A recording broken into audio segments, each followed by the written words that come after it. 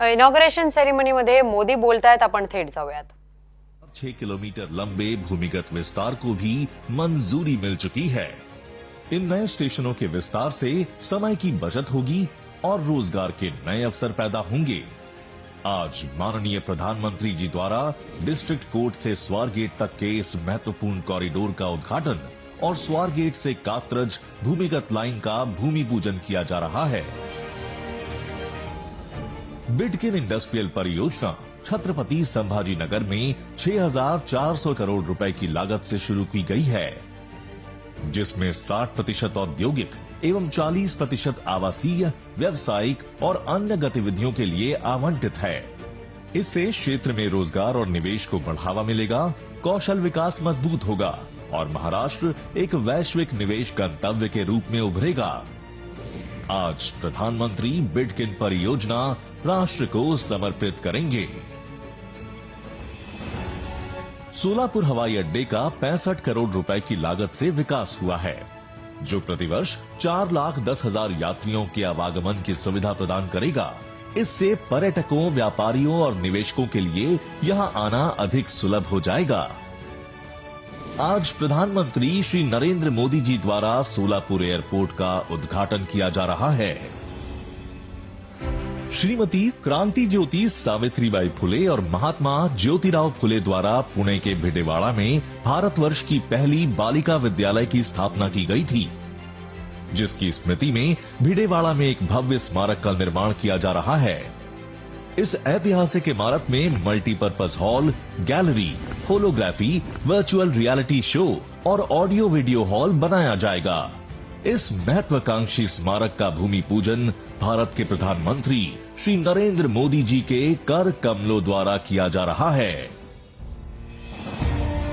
ये परियोजनाएं महाराष्ट्र के आर्थिक, सामाजिक और सांस्कृतिक परिदृश्य में बदलाव लाएंगी, जो राज्य को आत्मनिर्भर और समृद्ध बनाने की दिशा में एक बड़ा कदम होगा.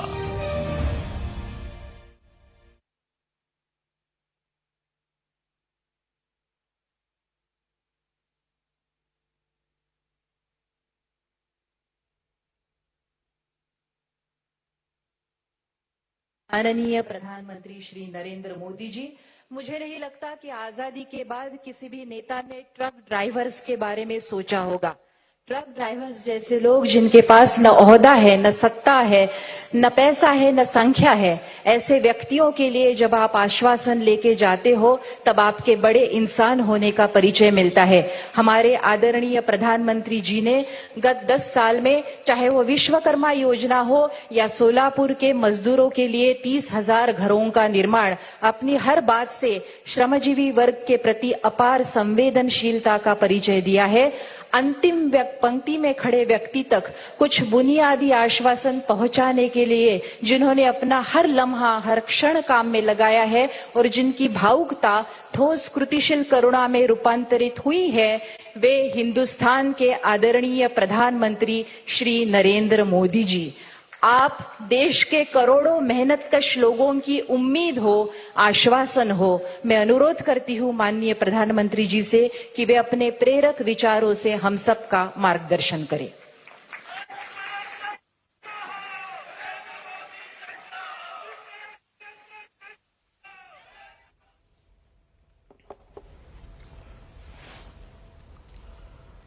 नमस्कार.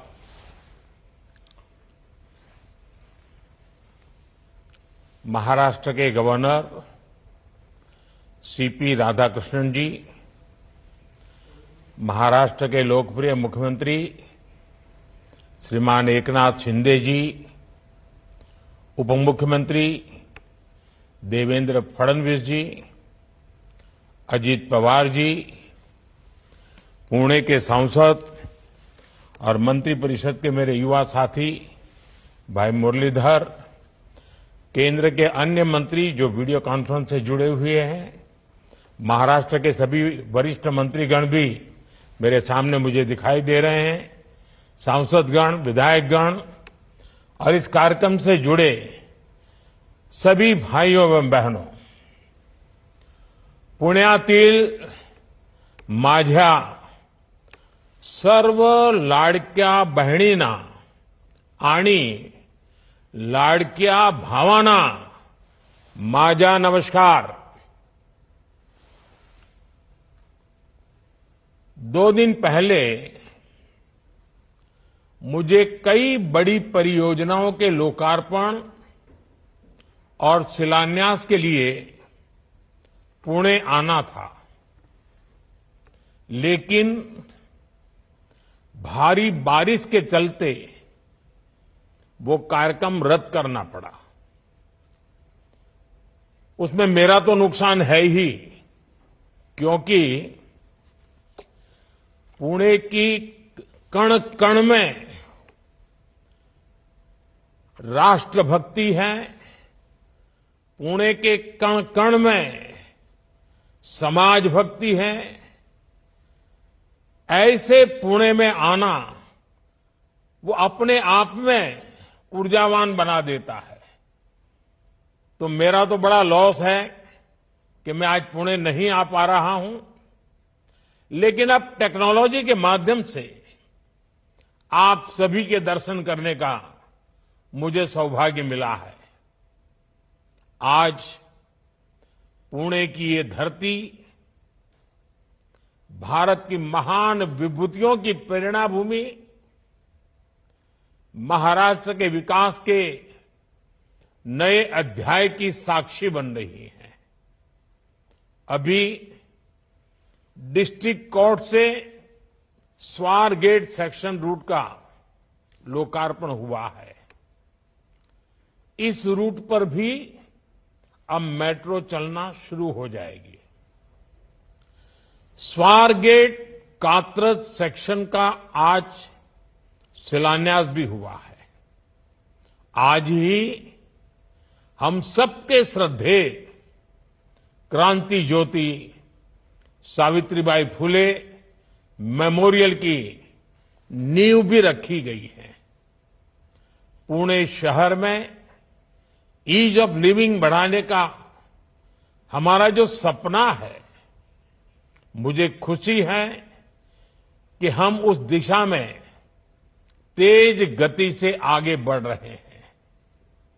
भाइयों बहनों, आज भगवान विट्ठल के आशीर्वाद से उनके भक्तों को भी स्नेह उपहार मिला है। सोलापुर को सीधे एयर कनेक्टिविटी से जोड़ने के लिए एयरपोर्ट को अपग्रेड करने का काम पूरा कर लिया गया है। यहां के टर्मिनल बिल्डिंग की क्षमता बढ़ाई गई है। यात्रियों के लिए नई सुविधाएं तैयार की गई हैं। इससे देश विदेश हर स्तर पर विठोबा के भक्तों को काफी सुविधा होगी। भगवान विट्ठल के दर्शन करने के लिए लोग अब सीधे सोलापुर पहुंच सकेंगे। यहां व्यापार, कारोबार और पर्यटन को भी बढ़ावा मिलेगा।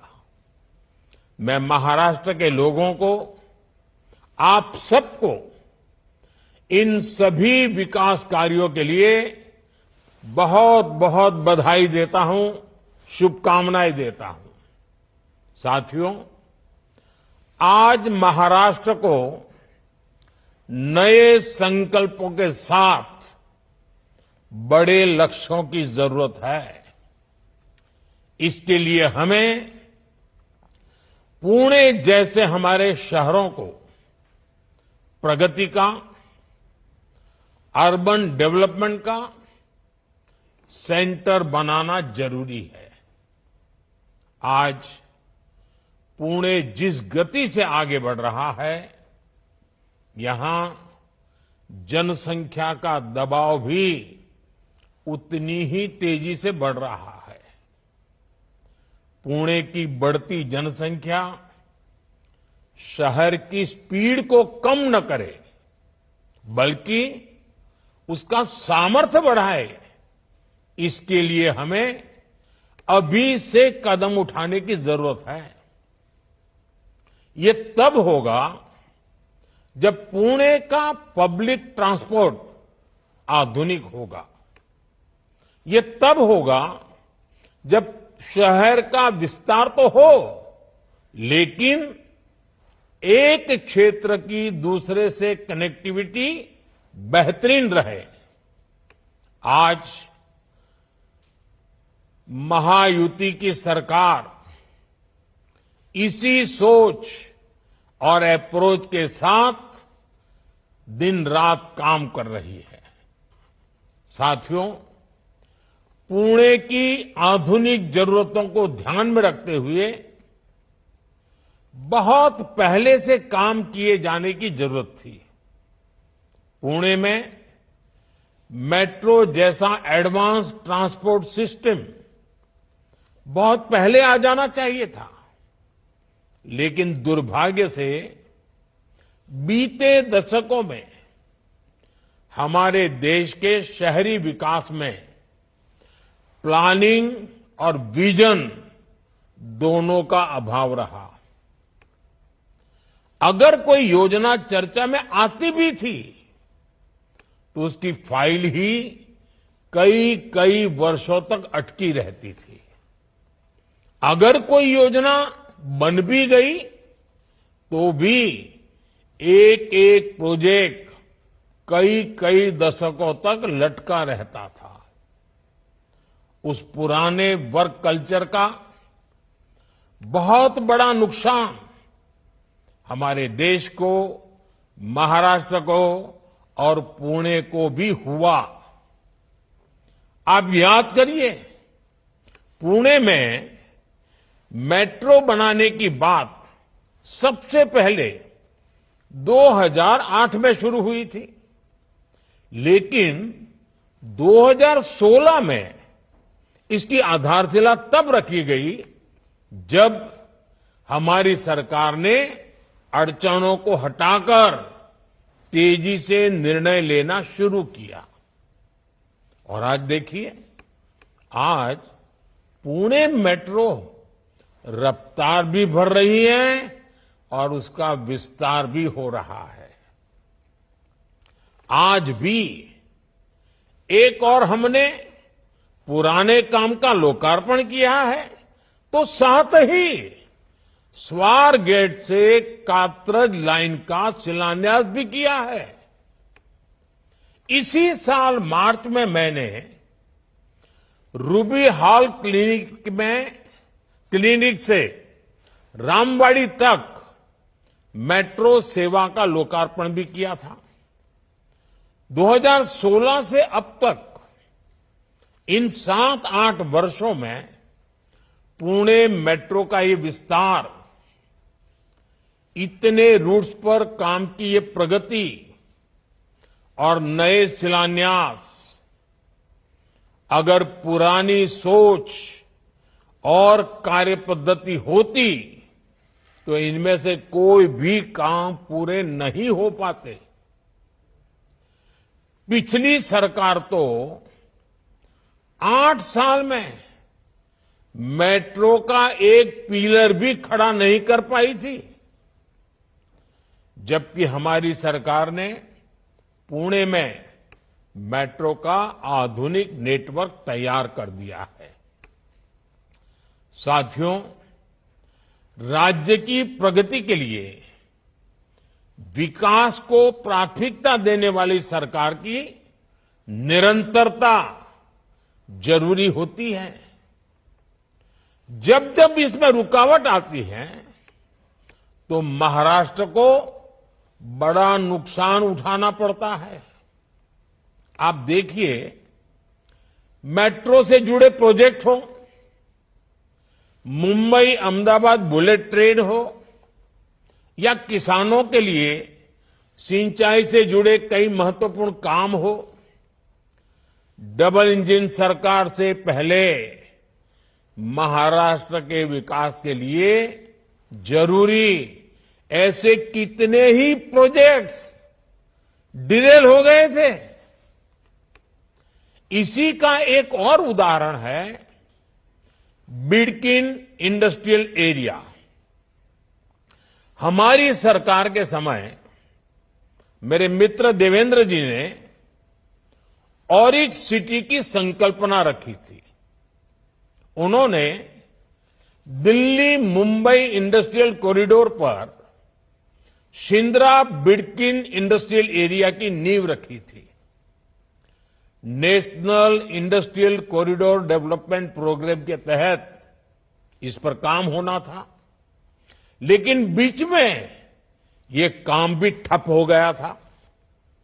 अब शिंदे जी के नेतृत्व में डबल इंजन सरकार ने उन अड़चनों को भी हटाने का काम किया है।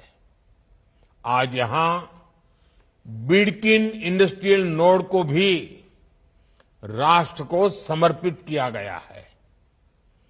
छत्रपति संभाजी नगर में लगभग 8,000 एकड़ में बिडकिन इंडस्ट्रियल एरिया का विस्तार होगा। कई बड़े बड़े उद्योगों के लिए यहां जमीन अलॉट हो गई है। इससे यहां हजारों करोड़ का निवेश आएगा। इससे हजारों युवाओं को रोजगार मिलेगा। निवेश से नौकरी पैदा करने का ये मंत्र आज महाराष्ट्र में युवाओं की बड़ी ताकत बन रहा है। विकसित भारत के शिखर पर पहुंचने के लिए हमें कई पड़ाव पार करने हैं। भारत आधुनिक हो, भारत का मॉडर्नाइजेशन भी हो, लेकिन हमारे मूलभूत मूल्यों के आधार पर हो। भारत विकसित भी हो, विकास भी करे और विरासत को भी गर्व के साथ लेकर आगे बढ़े। भारत का इंफ्रास्ट्रक्चर आधुनिक हो और ये भारत की आवश्यकताओं और भारत की प्राथमिकताओं के आधार पर हो। भारत का समाज एक मन, एक लक्ष्य के साथ तेज गति से आगे बढ़े। इन सारी बातों को ध्यान में रखकर हमें आगे चलना ही है। महाराष्ट्र के लिए भी जितना जरूरी फ्यूचर रेडी इंफ्रास्ट्रक्चर है, उतना ही जरूरी है कि विकास का लाभ हर वर्ग तक पहुंचे। ये तब होगा जब देश के विकास में हर वर्ग, हर समाज की भागीदारी होगी। ये तब होगा जब विकसित भारत के संकल्प को नेतृत्व देश की महिलाएं करेगी। समाज में बदलाव की जिम्मेदारी जब महिलाएं उठाती हैं, तो क्या कुछ हो सकता है। महाराष्ट्र की धरती तो इसकी साक्षी रही है। इस धरती ने और इस धरती से सावित्रीबाई फुले ने महिलाओं की शिक्षा के लिए इतना बड़ा आंदोलन शुरू किया था। यहां बहन बेटियों के लिए पहला स्कूल खोला गया था। इसकी स्मृति को, इस विरासत को संजोकर रखना जरूरी है। आज मैंने देश के उसी प्रथम गर्ल्स स्कूल में सावित्रीबाई फुले मेमोरियल की आधारशिला रखी है। मुझे खुशी है कि इस मेमोरियल में एक स्किल डेवलपमेंट सेंटर, लाइब्रेरी और दूसरी जरूरी सुविधाओं का निर्माण भी किया जा रहा है। ये मेमोरियल सामाजिक चेतना के उस जन आंदोलन की स्मृतियों को जीवंत करेगा। ये मेमोरियल हमारे समाज को, हमारी नई पीढ़ी को प्रेरणा देगा। भाइयों और बहनों, आजादी के पहले देश में जो सामाजिक हालात थे, जो गरीबी और भेदभाव था, उन हालातों में हमारी बेटियों के लिए शिक्षा बहुत मुश्किल थी। सावित्रीबाई फुले जैसी विभूतियों ने बेटियों के बंद शिक्षा के दरवाजों को खोला, लेकिन आजादी के बाद भी देश उस पुरानी मानसिकता से पूरी तरह मुक्त नहीं हुआ। कितने ही क्षेत्रों में पिछली सरकारों ने महिलाओं की एंट्री बंद करके रखी थी। स्कूलों में शौचालय जैसी मूलभूत सुविधाओं का अभाव था। इसके कारण स्कूल होने के बावजूद भी स्कूलों के दरवाजे बेटियों के लिए बंद थे। जैसे ही बच्चियां थोड़ी बड़ी होती थी, उन्हें स्कूल छोड़ना पड़ता था। सैनिक स्कूलों में तो बेटियों के एडमिशन पर रोक थी। सेना में ज्यादातर कार्यक्षेत्रों में महिलाओं की नियुक्ति पर रोक थी। इसी तरह कितनी ही महिलाओं को प्रेगनेंसी के दौरान नौकरी छोड़नी पड़ती थी। हमने पुरानी सरकारों की उन पुरानी मानसिकताओं को बदला, पुरानी व्यवस्थाओं को बदला। हमने स्वच्छ भारत अभियान चलाया। उसका सबसे बड़ा फायदा देश की बेटियों को, हमारी माताओं बहनों को हुआ। उन्हें खुले में शौच से छुटकारा मिला।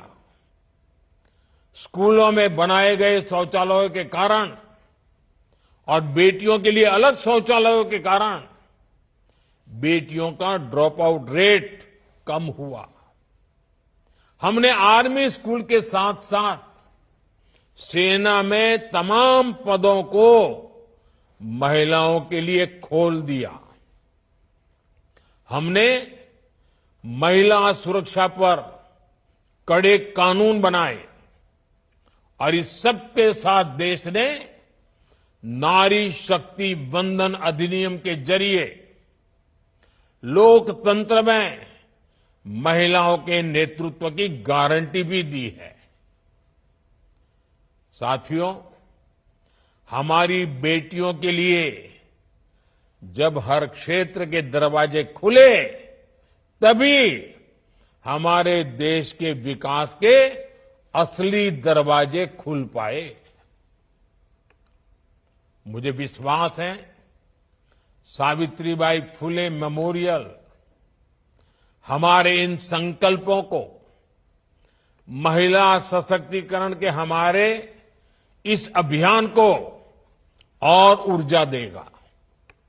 साथियों, मुझे भरोसा है महाराष्ट्र की प्रेरणाएं, महाराष्ट्र की ये धरती हमेशा की तरह देश का मार्गदर्शन करती रहेगी। हम सब मिलकर विकसित महाराष्ट्र, विकसित भारत का ये लक्ष्य पूरा करेंगे। इसी विश्वास के साथ आप सभी को एक बार फिर इन महत्वपूर्ण परियोजनाओं के लिए हार्दिक बधाई देता हूं। आप सबका बहुत बहुत धन्यवाद करता हूं।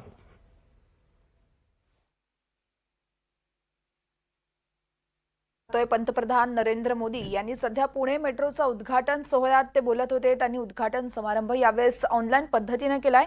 शिवाय सोलापूरमध्ये देखील उद्घाटन समारंभ झाला आहे सोलापूर विमानतळाचा। यास विविध विषयांवरती पंतप्रधानांनी भाष्य केलं। आधीच्या सरकारमध्ये योजनांचा अभाव होता असं देखील पंतप्रधानांनी म्हटलंय। 2008 मध्ये मेट्रोची केवळ चर्चाच होती असं देखील यावेळेस मोदींनी म्हटलंय। आणि आता सध्या उद्घाटन सोहळा हा संपन्न होतोय। पंतप्रधानांनी सध्या हिरवा झेंडा दाखवला आहे आणि पुणे मेट्रो तसेच विमानतळाला पंतप्रधानांनी हिरवा झेंडा दाखवलाय। देशातील विविध विकास कामांमध्ये सातत्य असणं आणि सातत्य आहे असं देखील यावेळेस त्यांनी म्हटलं। बिडकीन औद्योगिक क्षेत्राचंही मोदींनी कौतुक केलंय। पंतप्रधान नरेंद्र मोदींच्या हस्ते ऑनलाईन उद्घाटन समारंभ हा संपन्न झाला आहे. पुणे मेट्रोचा उद्घाटन सोहळा संपन्न झालाय. शिवाजीनगर ते स्वारगेट मेट्रो मार्गाचं पंतप्रधानांच्या हस्ते हे उद्घाटन संपन्न झालंय. शिवाय सोलापूर विमानतळाचं देखील ऑनलाईन पद्धतीनं भूमिपूजन झालंय. तर विविध विषयांवरती यावेळेस पंतप्रधान नरेंद्र मोदी यांनी भाष्य केलं आहे. पंतप्रधान मोदींची कार्यक्रमाला ऑनलाईन उपस्थिती बघायला मिळते. पुणे मेट्रो शिवाय विविध प्रकल्पांचं यावेळेस लोकार्पण आणि अर्थातच भूमिपूजन इथे पंतप्रधानांच्या हस्ते ऑनलाईन पद्धतीनं झालंय. सोलापूर विमानतळामुळे विठ्ठल भक्तांची मोठी सोय होतीये. पुण्याची लोकसंख्या शहराचं सामर्थ्य वाढवणार असं यावेळेस पंतप्रधान नरेंद्र मोदींनी म्हटलंय. पुण्याचा विकास आधीच होणं गरजेचं होतं, मात्र आता होतोय. आधीच्या सरकारमध्ये योजनांचा अभाव होता असंही यावेळेस पंतप्रधानांनी म्हटलंय.